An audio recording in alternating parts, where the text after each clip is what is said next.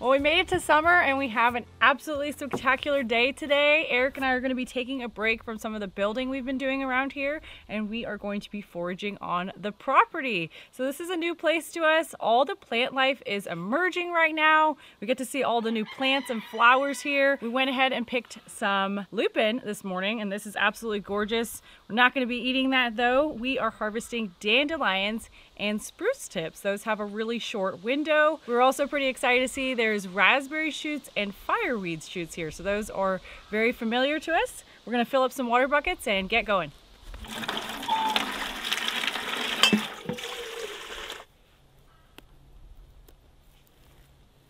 Dandelions are awesome. So these grow pretty much everywhere, and they're like a weed they usually see on the side of the highway. These are the ones we're after. They smell like honey. Nice little yellow flowers.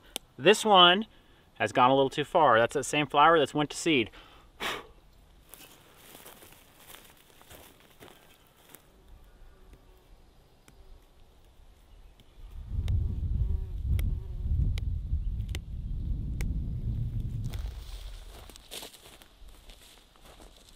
So these are raspberry thickets right here. It's kind of hard to tell which ones they are, but this is a raspberry, and we have these patches like this. This is actually a really small one.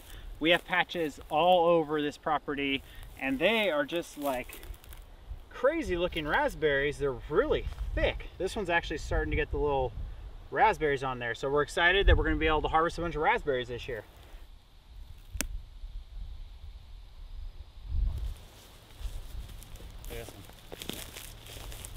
That's the one I found like that. Look too. I got a whole cluster right there. I didn't have a water bowl to put them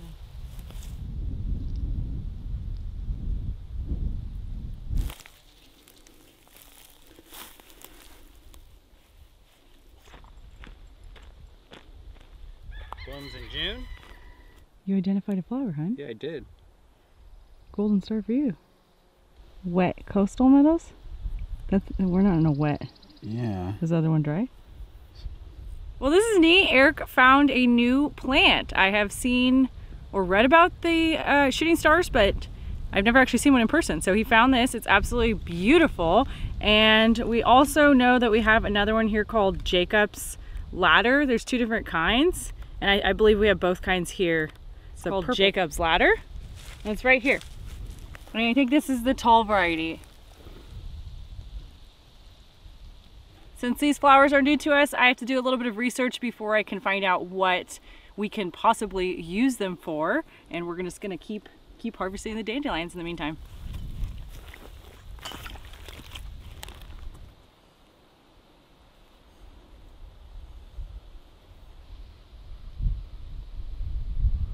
I don't know much about spiders, but that's really cool that that spider is the same color or camouflaged with the dandelions. Sometimes we find that like spiders are the same color where they're hanging out, I'm guessing because they're predators and they eat other insects. This is the last patch of dandelions that we saved. We're gonna be leaving a lot this year. Sounds funny, but we're just like super thrilled, or I'm super thrilled about the dandelions. I know a lot of people, you got them in your yard and you're always trying to eradicate them, but in this case I actually want to propagate them. You only find dandelions in areas that have been developed, so they are only growing where the ground has previously been disturbed. We wanted to leave a lot this year for the pollinators and especially our bees. This whole summer has been kind of like late to start with winter kind of lingering on, so I wanted to make sure that there was enough pollen and nectar for them, and there is a lot on these. You can tell because they're sticky and sweet and they smell really good. But we're leaving a lot for everyone else, and we are going to be digging up some of the roots in this area because this is where our driveway is going. And I generally don't dig up roots for dandelions, usually for two reasons. One, they're not on my own property like this, and also when you dig up the root, you don't have the plant anymore. So we're gonna be digging these up because the driveway is going here, and Eric's just gonna cover this whole area with gravel, so it makes sense to dig them up right now.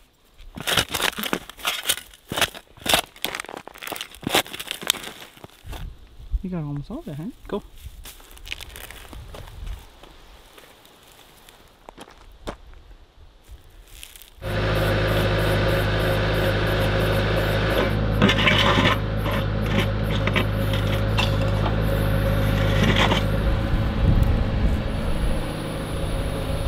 Well, that was nice of Eric to fire up the tractor. Our soil is really rocky, so I don't know if we were going to be able to get these out by digging them. They have a really long taproot. They are supposed to be very medicinal, but I'm excited to try these. I'm going to get them cleaned up and we're going to be drying them for tea later on.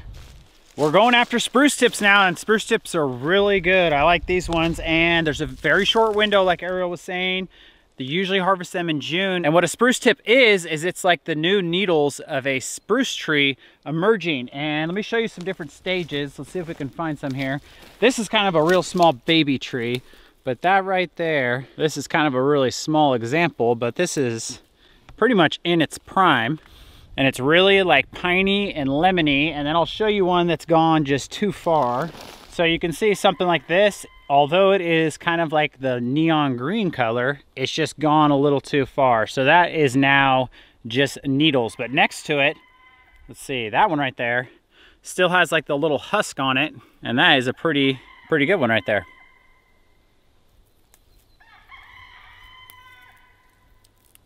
Those are some good ones. So when you pick the ones that are too old, they're real tough, like a pine needle would be. These ones are actually very tender, and they just like come right apart. Oh yeah, nice lemony flavor. This is a good tree right here.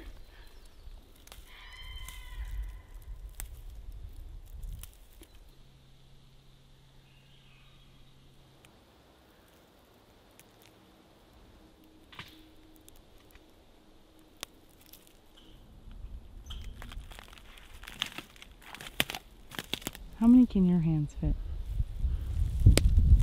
They're sticky. Well, I think we got enough to get started. Eric and I make sure not to take too much from one individual tree. This is important to them. So they need these in order to grow successfully here in Alaska. We just pick a few from each tree and then move on. And we don't usually get ones this big because they're nearest the top, but we found a really nice patch that had a lot of these huge ones, which is awesome because then you get a lot of bang for your buck, I guess I'm gonna say. The first thing we're starting with today is spruce tip syrup. So I'm just gonna be straining a few of these, getting the water off of them for the most part. We're gonna try a new method today where you don't have to heat the spruce tips up. So in the past, we have heated them up with water, just lightly cooked them, and then we will strain the spruce tips, add some brown sugar, cook it down the consistency we want, and we'll water bath it. But this way, you actually take a jar and you layer the sugar of your choice with spruce tips, and then you let it sit out for probably like a month to 2 months, and it will naturally just secrete juices and become a syrup on its own. I'm kind of excited to try this because it's a little bit less work for us, and I just want to see how it turns out. It seems like a lot of folks do it this way. I'm gonna layer in a bunch of spruce tips at the bottom. We're gonna do anywhere from 2 to 3 jars. One jar I'm gonna try cane sugar, and the other one I'm gonna do brown sugar. We've only ever made it in the past with brown sugar.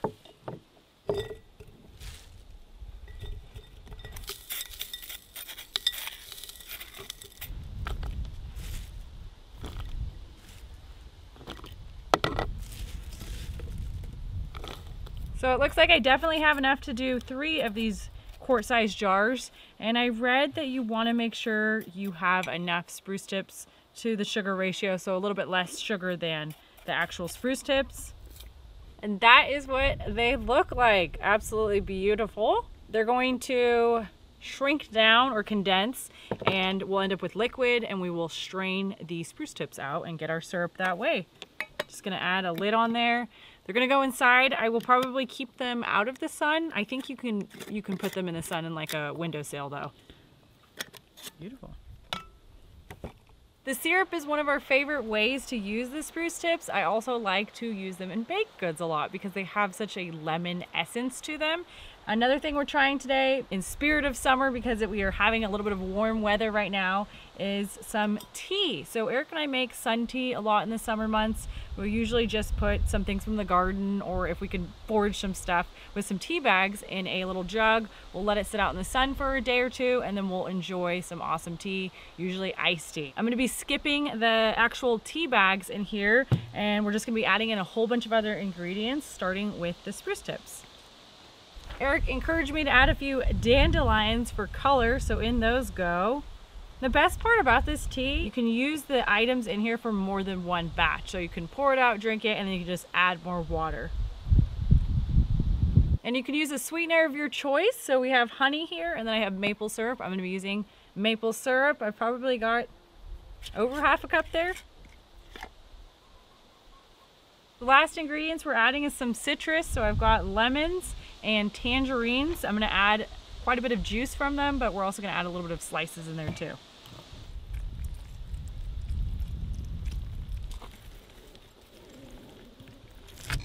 Whoa.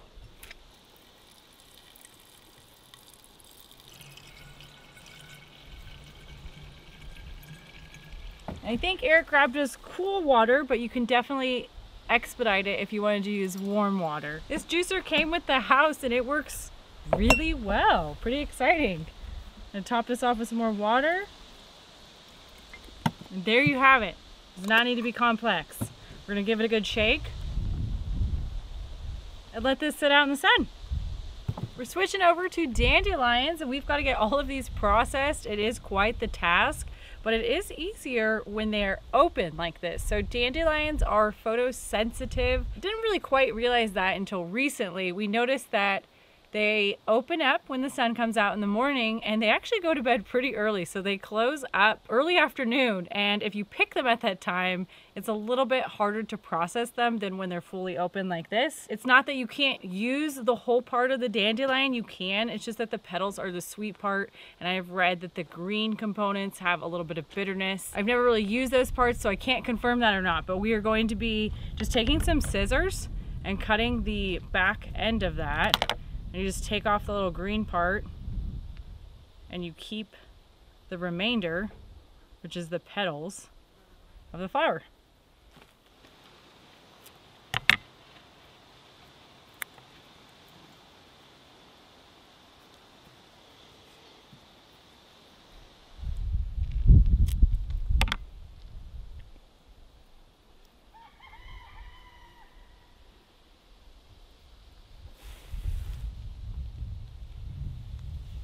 I think that's the last one we are going to do. That took me and Eric quite some time. I promise they're worth the effort. They are delicious, super sweet.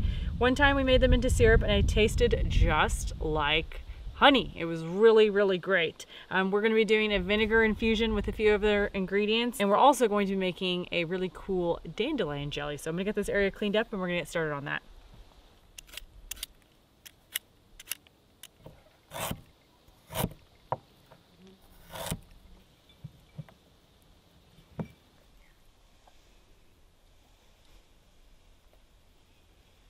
And this is our vinegar infusion. So it's dandelions. We left the greens on them. I don't think that's going to be a big deal. It's going to be white wine vinegar. We've got a big old glob of our honey from our bees, and we have some ginger root down at the bottom. So I think this is going to be delicious.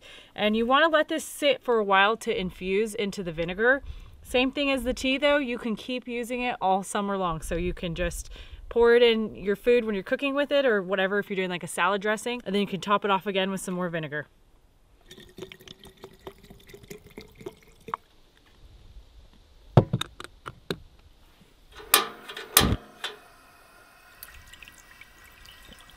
Moving on to the next dandelion recipe, we are going to be making jelly. I'm actually taking a recipe that is a Scandinavian, I believe, syrup recipe, and we're turning it into jelly. And we're going to be using some green apples. It does call for rhubarb, but sadly I don't have any here. It's actually back at our other home growing. Hopefully we can transplant that here in the future. But we have 3 Granny Smith apples, and then I'm probably going to use 2 cups or so of these dandelion petals.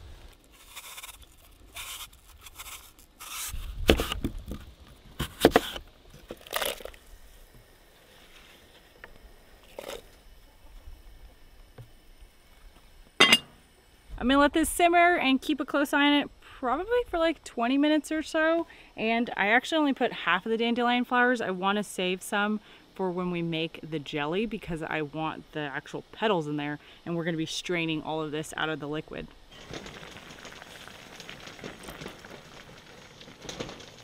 We added in the juice of 1 lemon, and we probably let the whole thing go close to half an hour. The apples are soft now, so I'm going to turn this off and strain it.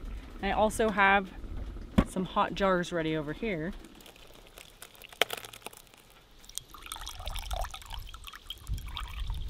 We're trying to strain out every little last bit. And I did some calculations. I'm going to use probably 2/3 of a packet or 3/4 of a packet of some low sugar pectin. The apples have some pectin. I don't think that the flowers have much, if any, so I'm not counting on them to set the jelly up. And then we're going to use probably about 2 cups of regular cane sugar. We're gonna get that in there with the packet and then add some of our liquid into it and get this jelly going.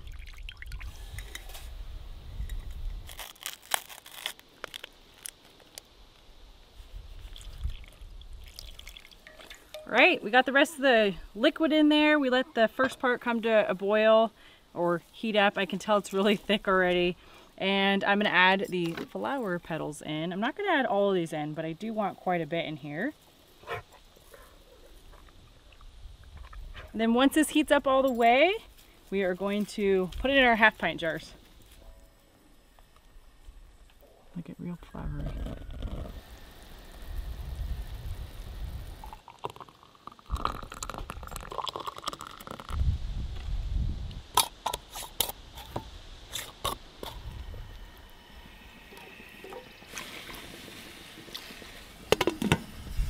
The dandelion jelly turned out wonderful. We both couldn't stop trying it because it was so delicious. I imagine it would be amazing with the rhubarb, but the lemon, the green apple, and the dandelion made for a sweet combo. And we have some leftover flowers. I'm gonna be drying those. My favorite way for dandelion petals is still gonna be tea. So I like to dry the petals out, and what you end up with is these little fluff balls. It's awesome for tea. You just put a little bit in some hot water and it's a really like calming, soothing tea. It has been a long day out here processing food and making all this awesome stuff. So we got an espresso shot here going on, and we've got the generator running because we're gonna be using the blender. We're gonna make something that sounds pretty cool. Unfortunately, it's not gonna be ready today, and that's popsicles. We have saved the best for last. So we're making spruce tip popsicles. I pulled this recipe online and made some modifications to it. And we are also have another little surprise that we're gonna be eating tonight. So it's really simple. We are going to throw like a handful of spruce tips in there, or maybe more. Let's put quite a bit in there. It's up to you. And probably 2 cups or 2 cans of coconut milk. So the real thick stuff. Is it called coconut milk? That is coconut milk, yeah. Probably 2 to 3 limes and some sweetener. And you could use anything for a sweetener, of course, maple syrup, honey, sugar. We have some spruce tip jelly from June 10th of 2020. Oh my gosh, where did that come from? I knew you were gonna cringe. This is the only thing we have ever made from spruce tips that we did not like. It went very pine sol-y on us. It tastes like a artificial... Really fake tasting. Yes. Really sweet. I don't know what it was. It could have been the buds we picked. But like I said, we always make the spruce tip syrup and it turns out so good, but we ran out of it, so I don't have that to use. So we're gonna try this in there and see how it turns out. I personally like spruce, so I would take a lot. Whoa, you're gonna make a lot of popsicles. It's very strong. That's Puerto Rican. How much lime juice we got out of those? That's crazy. Okay, more lime juice. Let's pop it in that jar. Coconut milk. What does it smell? Does it? Maybe it's aged. Maybe it's aged into goodness. I just liked it. That is a lot better. That tastes like just like a fragrant lemony jelly. Juvenile lemon. That's really good. That doesn't taste bad. You want to put like half that in there? Sure. Yeah, that doesn't taste bad at all, huh? Maybe 3 years is what you need to do. Oh, okay, I guess we're putting it all in there. Oh my gosh, it smells like coconut. Look at that. Wow. I'm gonna put the rest of this jelly in there, might as well, right? And then let's I like it. I'm gonna blend it a little more so the spruce tips aren't as chunky, but that is good. Oh my gosh, it's gonna make a good, it's almost like ice cream it's gonna be. And Ariel got us this really cool silicone popsicle maker, and it comes with the little sticks. Let's get these filled up.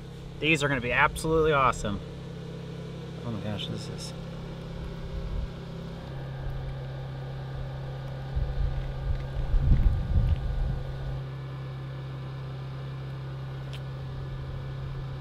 We're gonna get these over to the freezer, and we have bread going in the oven. We're gonna go grab that, a couple more ingredients. We're on to the last recipe with spruce tips for the evening.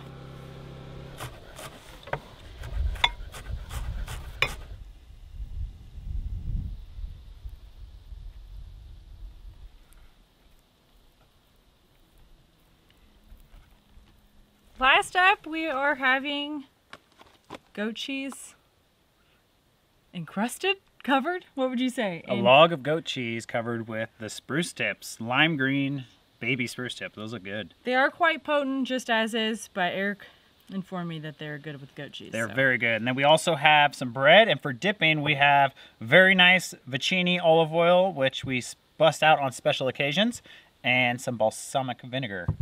Vicini? Vicini. It's not Vicini?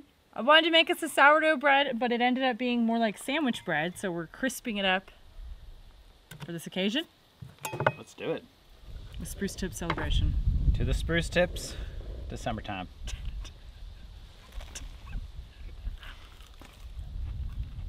It's actually really good in there.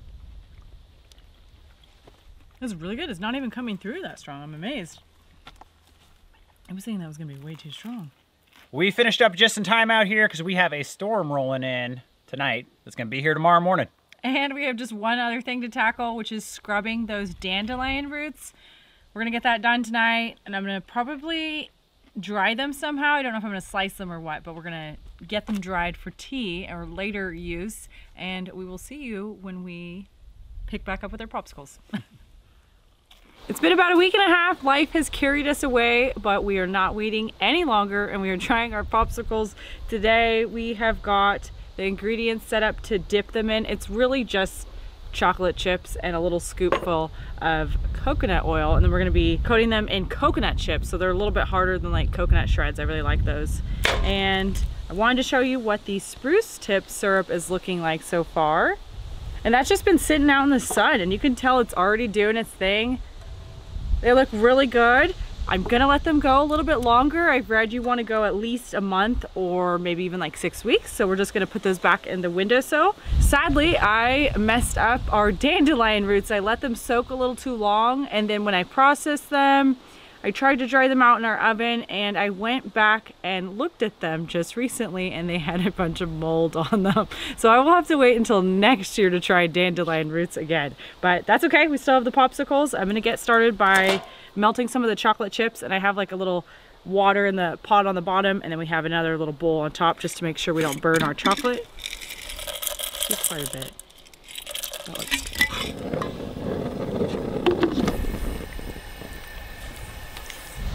Okay, I think the chocolate's ready. We're gonna grab our popsicles. Wow.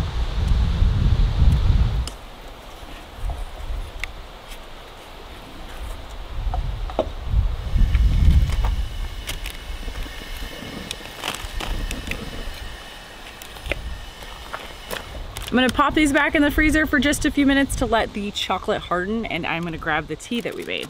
Well, I thought we picked a nice day, but it is very windy out here. This is our tea. This is its second round. So we drank it, we probably opened it up 3 days after we started it, and it was delicious. Those mandarin or tangerine oranges that we included in there were fantastic. It's really sweet and flavorful. Now what has happened is it's actually started to ferment. So what happened was there's all this sugar in there, and the fermentation process started, and it doesn't taste as sweet anymore. It tastes a lot more like spruce tips at this point. I did top it off with some more water at that 3-day mark, and then I also added a little more citrus juice. So we're gonna strain this and try it.